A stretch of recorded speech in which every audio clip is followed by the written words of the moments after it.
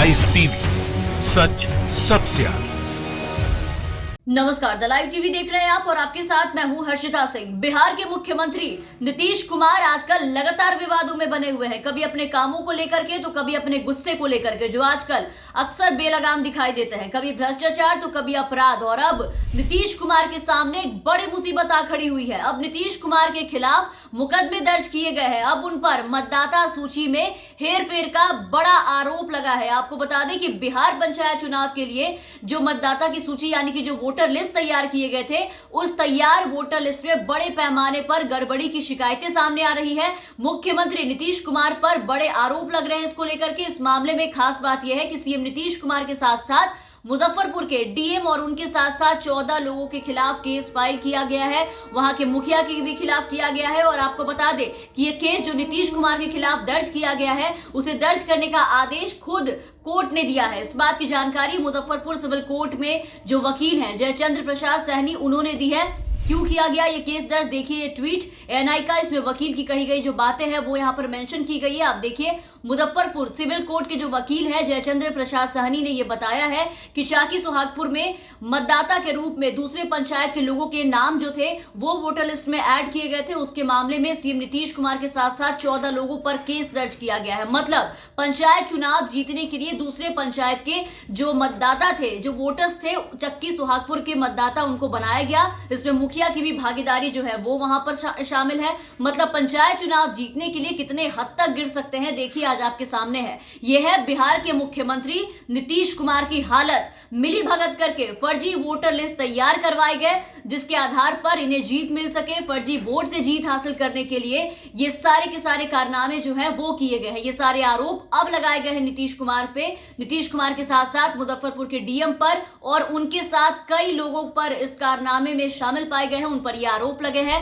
वहां के जो सामाजिक कार्यकर्ता है चंदन सहनी, उनका नाम है, उन्होंने ये केस जो है वो दर्ज कराया गया है, उनके द्वारा दर्ज कराया गया है ये केस। वोटर लिस्ट में गड़बड़ी पाने के बाद ये शिकायत दर्ज कराई गई है उनके द्वारा। चंदन सहनी का यह आरोप है कि वर्तमान वहां पर जो मुखिया है ममता देवी और उनके पति सुरेश सिंह ने मिलकर दूसरे क्षेत्र के मतदाताओं को चक्की सुहागपुर पंचायत का मतदाता बताते हुए वोटर लिस्ट में उन्हें ऐड किया, उनका नाम वहां पर दर्ज किया और फिर इस तरीके से फर्जी वोटर लिस्ट जो है वो तैयार कराकर अपनी जीत सुनिश्चित करने के लिए मुखिया ममता देवी ने सब कोई ने मिलकर के ये साजिश रची है। अब इस केस का फैसला तो 4 मार्च को होगा, लेकिन यहाँ आपको बता दें इसके बाद बिहार पंचायत चुनाव के लिए तैयार मतदाता सूची में गड़बड़ी की शिकायत पर निर्वाचन आयोग ने कड़ा प्रावधान किया है। आयोग की ओर से ये निर्देश जो है वो जारी किया गया है कि अब से इसके केस के आने के बाद से अंतिम सूची जो जारी किया जाएगा, जारी करते समय सभी प्रखंड के जो बीडीओ होंगे उन बीडीओ को ये लिखित प्रमाण पत्र देना होगा कि मतदाता की जो सूची है, जो लिस्ट है वो सही है। चुनाव आयोग ने इस निर्देश के बाद से वोटर लिस्ट तैयार करने वाली जितनी भी एजेंसी हैं, उनके जो अधिकारी हैं, उन सब के सब में एकदम से हड़कंप मच गया है। और जहां तक नीतीश कुमार की अगर हम बात कर रहे हैं तो आप देख रहे हैं कि 2020 के विधानसभा चुनाव जीतने के बाद से सीएम नीतीश कुमार लगातार विवादों में घिरते आ रहे हैं। कभी भ्रष्टाचार तो कभी अपराध, कभी घोटाले, कभी बिहार की व्यवस्था पे अपने गुस्से को लेकर के, अपने बयानों को लेकर के। मतलब आजकल मुख्यमंत्री नीतीश कुमार अक्सर आप देख रहे हैं कि विवादों के घेरे में रहते हैं। विधानसभा चुनाव जीतने के बाद से सियासी विवाद जो है वो मुख्यमंत्री नीतीश कुमार का पीछा छोड़ने का बिल्कुल भी नाम नहीं ले रहा है। विरोधी दलों के नेता लगातार उन पर आरोप लगाते आए हैं, कोई ना कोई मुद्दा उठा करके हमेशा उन पर आरोप लगते रहे हैं। कभी उन पर भ्रष्टाचार का तो कभी पक्षपात करने का आरोप लगाया जाता है। तो नीतीश कुमार पे सिर्फ चुनावों में नहीं बल्कि हर चीज के हेराफेरी करने का आरोप लगता जा रहा है। अभी हाल ही में जो केस आया था, आपको याद होगा, हाल ही में बिहार के कागजों पर 2 करोड़ से अधिक कोरोना टेस्ट को लेकर के उन पर आरोप लगे थे। सीएम नीतीश कुमार पर कोरोना को लेकर के हुए टेस्ट में बड़े पैमाने पर धांधली की गई थी। वहां पर बिहार सरकार पर वैश्विक महामारी कोरोना वायरस की जांच के नाम पर जो फर्जीवाड़े किए गए थे, उन फर्जीवाड़े के आरोप लगे थे।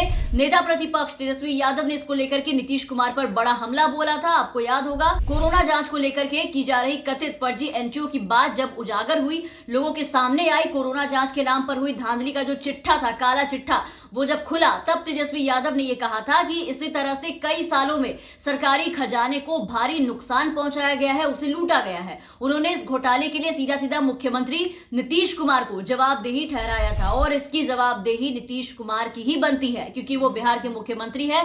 और इस बार जो आरोप लगे थे, जो घोटाले की सच्चाई निकलकर सामने आई थी लोगों के सामने, वो आपने देखा कि लोगों ने, जो भी लोग थे उन्होंने साफ देखा, बिहार में कोरोना जांच के नाम पर जो कथित घोटाला हुआ उसके अभी तक 2-3 बिंदु जो है वो बिल्कुल साफ है। एक तो ये कि प्राथमिक स्वास्थ्य केंद्रों पर डाटा की जो एंट्री हुई थी उसमें ना तो किसी की मोबाइल नंबर और ना ही किसी का जो पता था वो सही से मैच कर रहा था, और बहुत सारे मोबाइल नंबर फर्जी साबित हुए थे। कई लोगों से जब बात किया गया तो बात करने के बाद ये पता चला कि उनकी जो जांच हुई थी वो कभी हुई ही नहीं, जांच किसी भी तरह की हुई नहीं। और नीतीश कुमार ने 2 करोड़ के आंकड़े दिखा करके अपनी पीठ थपथपा ली, खुद की पीठ थपथपा ली, लेकिन ऐसी चीजें छुपाई नहीं छुपती है। टेस्टिंग दिखाकर अरबों रुपए का हेरफेर किया गया था उस वक्त। टेस्टिंग के झूठे दावों के पीछे का जो असली खेल था वो लोगों के जब सामने आया था तो नीतीश कुमार पर कई आरोप लगे। और अब ये नया आरोप मुजफ्फरपुर में पंचायत चुनाव के दौरान वोटर लिस्ट में हेराफेरी का आरोप लगा है। नीतीश कुमार के साथ साथ वहां के डीएम और लोगों पर गलत फर्जी वोटर लिस्ट तैयार करके जीत दिखाया गया। खैर, आपको बता दें कि इस केस में सुनवाई 4 मार्च को होगी,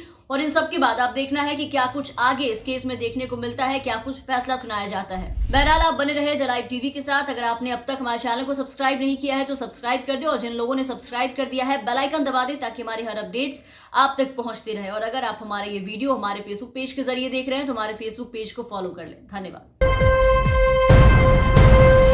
लाइव टीवी, सच सबसे आगे।